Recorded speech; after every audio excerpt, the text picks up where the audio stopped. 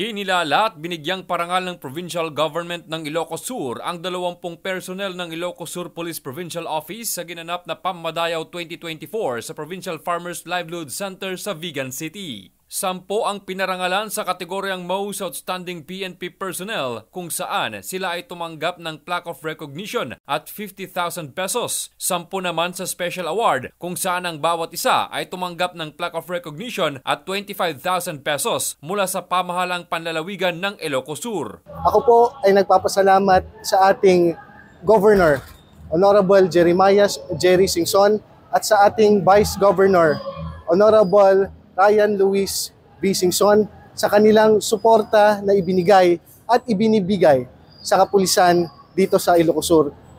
Sisiguraduhin po namin na kaming mga kapulisan ninyo ay magbibigay pa po ng quality public service sa mamamayan dito sa probinsya ng Ilocos Sur. Maraming salamat po.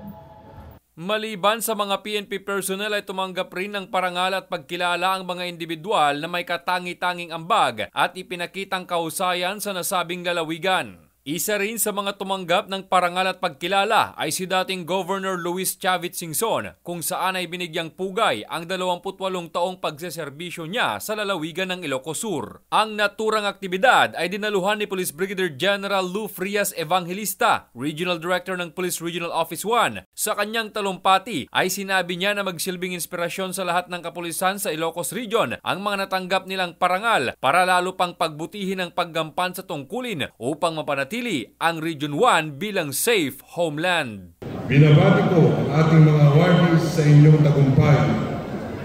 Ito ay patunay ng inyong mahusay na pagganap sa inyong sinumpaang tungkulin. Samantala, pinasalamatan naman ni Governor Jeremias C. Singson ang bawat isa sa ipinamalas nilang angking kahusayan at dedikasyon sa kani-kanilang larangan upang maiangat pa ang estado ng pagsiserbisyo sa bayan at sa adhikain ng lalawigan bilang One Ilocos Sur. Congratulations to our outstanding policemen for being loyal to public service and to your duty of protecting our peace and order.